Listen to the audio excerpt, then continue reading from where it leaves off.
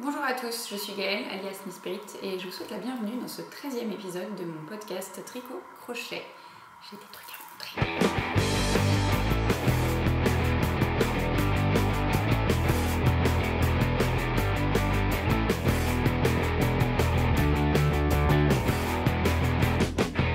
Alors, pour commencer, projet terminé. Il n'y en a qu'un, mais il y en a un bien. Alors, si vous n'aviez pas suivi les épisodes précédents, je vous présente monsieur et madame, le roi et la reine de la patate. Et que j'ai crocheté il y a genre super longtemps. Et en fait, ils accompagnent, depuis qu'ils sont créés, tous les ans, le stand fondu creusois à Jarnage, sur la fête de la patate, en fait, tout simplement. Et bah, vu que ça fait un bout de temps que je les avais crochetés, j'avais envie de faire quelque chose de nouveau pour le stand. Oui, parce que en fait, mon mari il est creusois. Et du coup, presque tous les ans, on est sur le fameux stand de fondu creusois pendant une journée complète, la journée de la patate. Et du coup, j'ai décidé de leur crocheter un enfant. Voilà. Bon, c'est un grand enfant, parce que les rois et reines de la patate, ils font des enfants qui sont déjà très grands. Ça passe pas par le stade nourrisson, c'est hyper pratique. D'ailleurs, il est à 2 doigts de passer son permis de conduire, bientôt il part de la maison, ça va être génial. Donc voilà, du coup, j'ai crocheté ce petit bonhomme. Non sans peine, parce que j'ai pas de patron. D'ailleurs, me demandez pas. Je l'articule bien comme il faut, parce que l'autre jour on me l'a demandé. Il n'y aura pas de patron écrit de ces 3 animaux-là. C'est-à-dire que j'ai fait ça, je sais même pas comment. Je n'ai pris aucune note. Donc me demandez pas, si vous cherchez à faire la même chose, bah, soit vous inventez, soit vous cherchez, peut-être qu'il y a des patrons qui existent sur Ravelry ou je sais pas quoi, mais moi je n'en écrirai pas, parce que j'ai pas pris de note, que j'ai pas envie. Ouais, que j'ai pas envie en fait, c'est juste la seule raison. Voilà, donc du coup, je vous présente le fils du roi et de la reine de la patate, alors bah, ça en fait un prince, oh, finalement. Voilà, et si dimanche prochain, vous êtes en Creuse et que vous savez pas quoi faire de votre journée, et ben vous pouvez passer à Jarnage. On sera tous les 4, plus d'autres gens formidables, sur le stand du fondu creusois. Et le fondu creusois c'est hyper bon, si vous savez pas ce que c'est. Avec des frites. Bon, faut aimer le fromage parce que c'est top. Voilà, bon, c'est tout pour les projets terminés. Mais c'est déjà pas mal. Pour les projets en cours, bon, ça faisait longtemps que je vous l'avais pas montré, hein. Mais j'ai repris le pull pour mon mari. Wouhouhou. Donc c'est le Cozy Hubby de je sais plus trop qui, enfin, je vous mettrai les références dans la zone de description sous la vidéo, que je tricote avec toujours l'éternel, j'ai emmêlé mes plots, c'est fabuleux, l'Arwetta classique de Fil Colana, tac tac tac, qui est donc un fil à chaussettes, donc qui est composé à 75% de fil, enfin de laine Galos et 25% de nylon. Oui, je l'avais laissé de côté pendant... Mais en fait, depuis début juin, je pense que je n'y avais pas touché. Je l'ai repris la semaine dernière, quand les températures ont commencé à baisser à nouveau. Et si vous me suivez sur les réseaux sociaux, vous allez voir que j'étais genre hyper optimiste. Je me suis dit, pour fin août, je termine ce pull. Ouais. Et ça, c'était sans compter que j'avais oublié le petit détail que je vous ai montré avant, c'est-à-dire l'enfant du roi et de la reine de la patate, qu'il fallait que... C'était même pas que je termine, c'est que je fasse carrément en entier. Et vu qu'il semble que je suis obligée d'aller au travail tous les jours, et bah, du coup ça laisse quand même pas tant de temps que ça pour crocheter ou tricoter. Donc du coup, voilà, hein, le pull il est pas du tout fini, mais quand même, la dernière fois que je vous l'avais montré, il avait que un tout petit bout de manche. Là, il a 2 manches qui sont faites jusqu'à l'avant-phase de diminution des manches. Et le corps qui avance plutôt pas mal, donc voilà. Je pense que clairement, il faut être honnête, ce sera pas fini pour vendredi prochain, qui est la fin du mois. Mais je mets toutes les forces vives, c'est-à-dire juste moi, sur le sujet. Et j'espère vraiment le finir au plus tôt parce que déjà d'une, les températures elles redescendent. Alors peut-être qu'un jour il fera suffisamment froid pour le porter. Non, et c'est surtout que... En fait, il est en route depuis genre avril. Ça sera peut-être le temps de le terminer. Voilà. Donc ça, c'est un projet en cours. Évidemment, il y en a un deuxième parce que sinon ce serait pas drôle. C'est marrant parce que quand j'ai commencé ces podcasts, je crois que je vous avais expliqué que j'étais monoprojet. changé depuis. Bref, l'autre projet, chaussettes. Chaussettes, c'est la première de la paire. C'est le patron qui est issu de la box Knit Crate du mois d'août. Alors en fait, j'étais pas censée commencer, mais je sais pas ce qui s'est passé. Il y a un moment donné, bref, l'appel du fil, l'appel de la chaussette, je sais pas. J'ai commencé et je trouve ça assez sympa parce qu'en fait, les torsades elles sont plutôt rigolotes. Le patron est vraiment pas compliqué. Enfin, si vous savez faire les torsades, il suffit de suivre les instructions, c'est pas très compliqué. Là, si vous voyez que je fais 30 tours avec mes aiguilles circulaires, c'est que je sais pas encore si je fais mon talon après coup, si je suis les instructions pour faire un talon droit. Du coup, j'ai un peu réparti mes mailles, mais pas vraiment. Parce qu'en fait, de toute façon, la façon dont le tricot est fait, il y a un moment donné où avant de faire le talon, il faut couper le fil parce qu'en fait, c'est pas réparti moitié devant, moitié derrière. C'est un peu twisté à cause des torsades qui sont en fait vraiment sur les côtés du pied. Je sais pas si je suis très claire, mais voilà. Donc du coup, je suis en train d'y réfléchir, mais on y réfléchira après le pull, je pense. Donc voilà, et juste, hop, c'est le fil, c'était quoi? Ah oui, Dagmar Air Lifeboat, qui est du fil à chaussettes. De toute façon, je vous mettrai les infos là-bas de description. Ça, c'était le petit livret de la box. Et les chaussettes, au final, elles ressemblent à ça. Voilà. Donc, du coup, vous voyez le talon qui est un talon droit. Et bon, je pense que si vous me suivez depuis quelques temps, vous savez que le talon droit, c'est vraiment pas ma came. Autant les talons à rang raccourci, tout ça, ça va. Autant le rendu du talon droit, je sais pas, ça me plaît pas, quoi.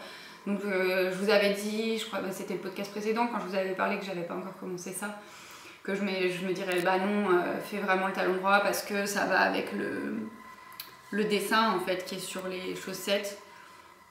Franchement, je sais pas ce que je vais faire, parce que je suis pas fan. Et ah oui, et juste une petite remarque sur ce patron. Encore une fois, les nombres de mailles à monter, il n'y en avait pas qui correspondaient pile à ma taille. Donc du coup, j'ai bricolé un peu, j'ai augmenté le nombre de mailles.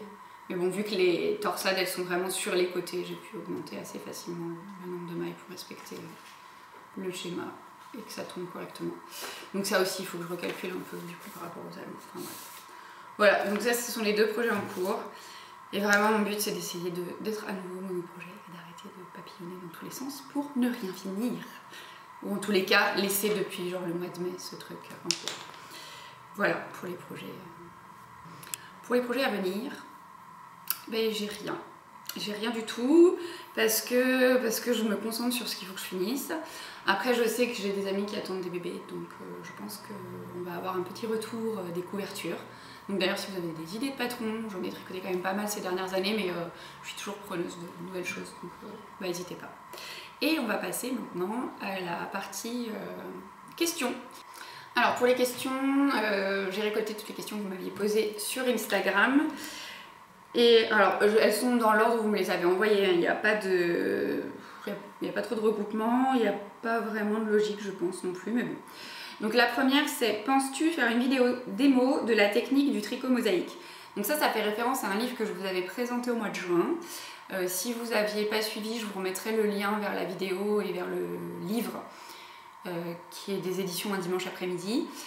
Alors effectivement, j'aimerais bien faire cette vidéo. Le truc, c'est que j'ai pas encore pris le temps de choisir un ouvrage et de le commencer. Donc de toute façon, tant que je l'aurai pas tricoté, je vais pas me lancer dans une vidéo sans avoir fait l'ouvrage parce que tant qu'à faire, autant lier les deux.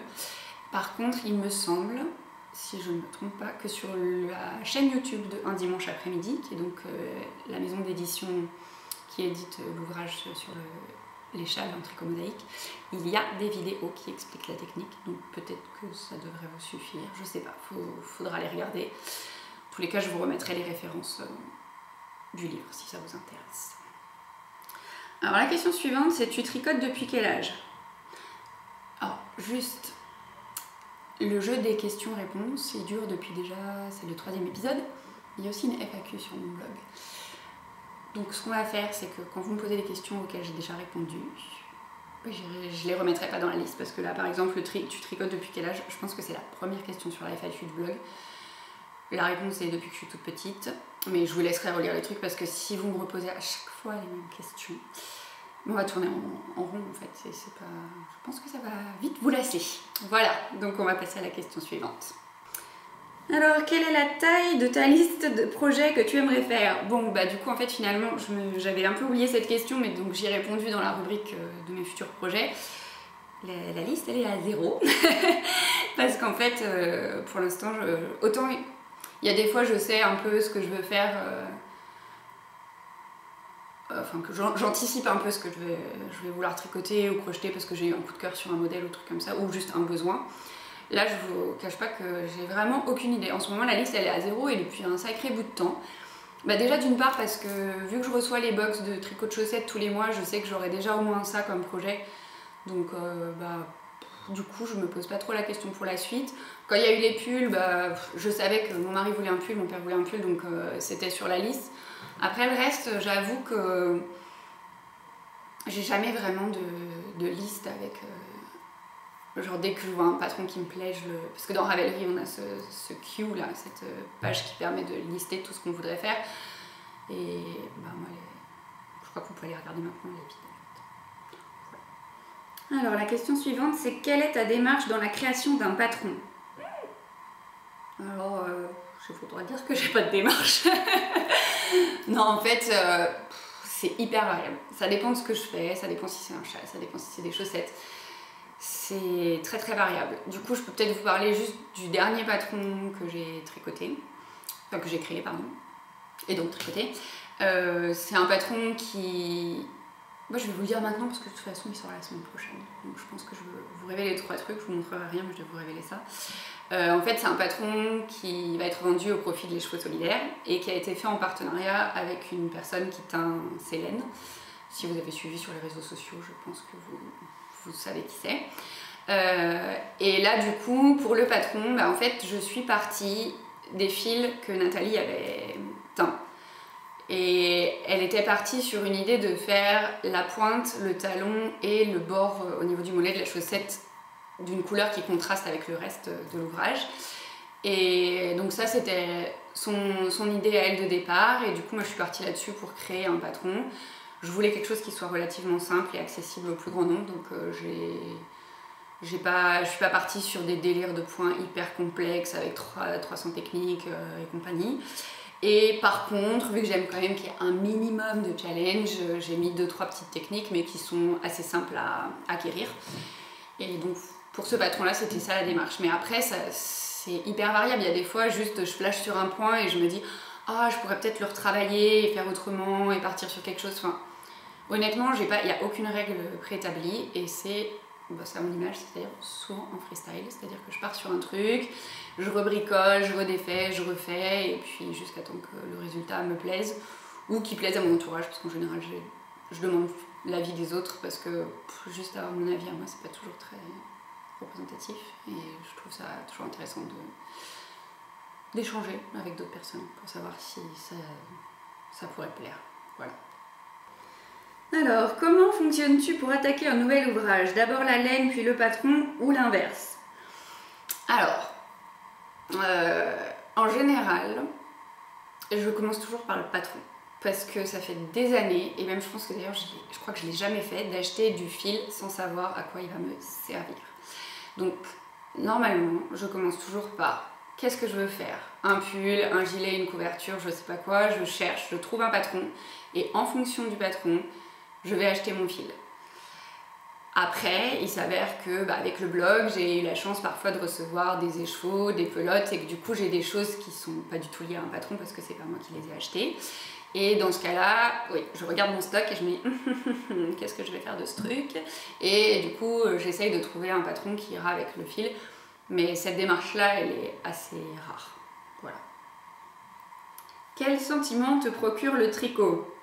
Alors, 95% du temps, de la détente. Et le reste de l'énervement, si ça marche pas, ouais, non, franchement, honnêtement, le tricot, ouais, ça m'apaise beaucoup. Ça me permet de penser à rien, sauf si j'écoute un livre. Mais oui, le gros du sentiment, c'est la détente. Qu'est-ce qui représenterait un challenge tricot pour toi? Je crois que je vous en ai déjà parlé, en fait, c'est toujours cette histoire de pull islandais. Parce qu'il y a la technique du jacquard, parce qu'il y a cette histoire de fameux stick où il faut, si on choisit de faire un gilet, de couper son ouvrage. Ça, je pense que ce serait un joli challenge. Après, reste le fait que je ne suis pas sûre de porter l'ouvrage et que du coup, peut-être que ça restera juste une hypothèse. Quelles sont tes attentes quand tu démarres un ouvrage? Alors la première vraie attente, c'est que le patron soit suffisamment clair et que je comprenne tout, hein, parce que sinon c'est l'horreur. Et après, l'autre attente en général, c'est que je m'ennuie pas et qu'il y ait un minimum de nouveautés techniques. Ouais, parce que j'aime pas tricoter des choses, enfin j'aime pas tricoter 36 fois la même chose et j'aime pas m'ennuyer quand je tricote.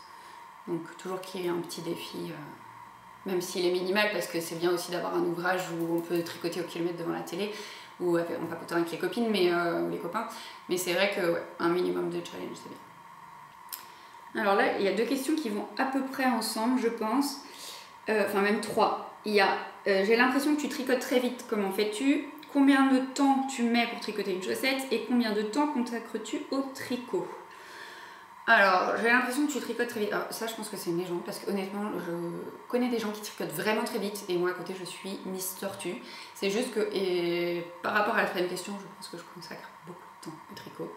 C'est-à-dire que le matin, je me lève assez tôt, je fais ma séance de yoga et quand je prends mon petit-déj, en général, je regarde une série et je tricote en même temps. Bon, je mange pas en même temps que je tricote, mais bon, il s'avère que quand j'ai la bouche pleine, je tricote.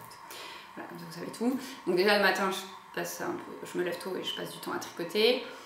Le midi sur la pause déj, en général, je trouve toujours un peu de temps pour tricoter. Et le soir, quand je reviens du sport ou quand je reviens d'avoir donné mes cours, quand on regarde beaucoup de séries avec monsieur. Et moi, je peux pas regarder la télé sans rien faire parce que j'ai l'impression que je ne fais rien, même si intellectuellement je me cultive, j'ai quand même l'impression que je ne fais rien, donc du coup je tricote beaucoup. Alors au cumulé, je serais incapable de vous dire, mais je pense que je dois quand même tricoter. Un épisode c'est 45 minutes, on en regarde 2 chaque soir, j'en regarde un le matin, un peu le midi. Ouais, je dois bien tricoter 2 heures, plus de 2 heures par jour, globalement. Après c'est pas tous les jours, parce qu'il y a des soirs où je rentre trop tard et genre on va pas regarder la télé, du coup je vais pas tricoter, mais globalement je passe quand même beaucoup de temps à tricoter. Après du coup je suis incapable de dire combien de temps je mets pour faire un ouvrage, que ce soit une chaussette ou autre chose, parce que en fait j'ai jamais pris le temps de genre prendre un chrono et me dire, parce que j'avais une copine qui avait fait ça, et je m'étais dit un jour il faudrait que je fasse la même chose, c'est-à-dire que dès que je prends mes aiguilles, je lance le chrono et je note à chaque fois que j'arrête combien de temps j'ai passé et au final je fais la somme du temps passé. Je l'ai jamais fait. Donc en fait j'en ai aucune espèce d'idée et voilà. Donc après je sais que si je peux me bouger vraiment les fesses et que j'ai du temps, en moins d'une semaine j'aurais plié une paire de chaussettes, mais après ça dépend de la complexité de l'ouvrage aussi, parce que s'il y a des torsades que je passe mon temps à prendre une aiguille auxiliaire, à la reposer ou à faire je sais pas quoi, enfin je sais pas, honnêtement je suis incapable de vraiment chiffrer tout ça. Et la dernière question pour clôturer la liste, quelle est ta marque d'aiguille préférée? Alors en fait ça dépend de ce que je tricote. Pour les chaussettes, ce sont les Yaya Sharp en métal. Parce qu'elles sont bien pointues, je trouve que le fil glisse très bien. Enfin pour le tricot de chaussettes, c'est clairement celle-ci et rien d'autre.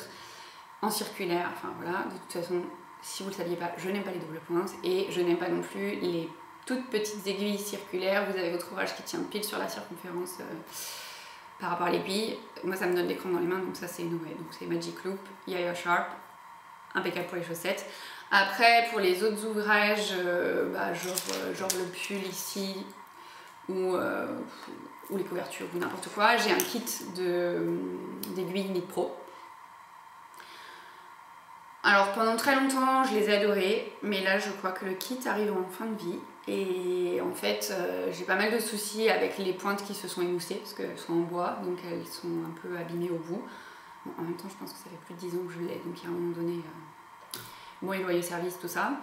Et c'est pas ce qui me gêne le plus, ce qui me gêne le plus c'est qu'en fait les câbles, j'ai 2 soucis au niveau des câbles, ils ont tendance à... En fait, ici entre la zone en métal et la zone en plastique. Donc là il est bien mis, mais pour certains ça se défait légèrement. Alors quand ça se défait légèrement, le fil accroche dedans et parfois il se défait complètement et je perds mes mailles. Ça m'est arrivé 2 fois la semaine dernière, le week-end dernier. J'étais un peu à 2 doigts de taper une crise parce que, surtout quand c'est un ouvrage là comme ce pull là où j'ai je sais pas combien de mailles. Alors certes c'est du jersey, ça se récupère bien. Franchement ça saoule. Donc du coup je sais, ouais, jusqu'à récemment je pense que je vous aurais dit que c'était celle-ci, les Knit Pro, le kit Symphonie. Là j'avoue que depuis le week-end dernier, où ça m'est encore arrivé plusieurs fois dans le week-end, je me pose la question d'éventuellement changer de marque. Toujours acheter un kit parce que je trouve que c'est quand même très pratique d'avoir la possibilité de choisir la taille de son câble en fonction du numéro d'aiguille dont on a besoin, parce que je tricote pas toujours le même type d'ouvrage et du coup ça laisse une latitude quand même vraiment intéressante. Après voilà, c'est cette histoire de câble qui se déboîte. En plus je sais que ma mère elle a exactement le même souci, son kit est un peu moins vieux que le mien mais quand même tout aussi vieux. Donc c'est pas juste moi qui ai pas de chance avec mes aiguilles, hein. Je pense que c'est clairement l'usure du kit qui finit par faire ça. Et du coup ça me perd un peu. Voilà. Et bien merci d'avoir suivi tout cet épisode. J'espère que ça vous a plu. Qu'est-ce que j'avais à vous dire? Si, j'avais à vous dire quelque chose. Je sais pas si vous l'avez remarqué, dans la chaîne YouTube, il y a un onglet qui s'appelle Communauté, où j'essaye dans la mesure du possible d'échanger avec vous. Et ces derniers temps, j'essaye d'être de plus en plus assidue pour échanger avec vous parce que c'est quelque chose qui me plaît. Mais j'essaye de vous donner la possibilité de voter pour les prochaines vidéos, notamment pour celles de yoga. Donc n'hésitez pas à aller jeter un œil dans l'onglet plus ou moins régulièrement si vous voulez donner votre avis sur l'avenir de la chaîne et sur les futurs éléments qui seront postés. Et puis sinon, j'ai complètement oublié, je crois, il y a 2 semaines, lors du podcast, de vous remercier parce qu'on a dépassé les 14 000 abonnés. Et c'est juste, mais enfin, je sais pas, moi ça me fait halluciner. Alors je sais que oui, il y a des gens qui ont des chaînes immenses, très grosses, avec des centaines de milliers d'abonnés et tout ça. Mais enfin, moi, 14 000, je trouve ça un peu fou. Et merci d'être là. Et j'espère qu'on va pouvoir continuer à faire plein de choses ensemble. J'aimerais, je sais pas, développer la chaîne pour... je sais pas juste être toute seule devant la caméra, peut-être faire des choses avec d'autres gens. Enfin, du coup, si vous avez des idées, si vous avez envie de participer, si vous êtes sur Paris et qu'on peut se rencontrer pour faire des trucs, surtout n'hésitez pas parce que ça me ferait vraiment super plaisir. Et puis j'essaye pour les 15 000 abonnés, parce que je me suis dit, j'ai fait un truc à 13, si je fais 14, 15 c'est un chiffre, c'est pas un chiffre rond, mais bon, genre 0, 5, ça fait des chiffres un peu, voilà. Donc je vais essayer d'organiser quelque chose, un concours pour vous remercier parce que voilà, ça me touche beaucoup. Donc merci beaucoup et je vous dis à très bientôt pour une prochaine vidéo. Ciao.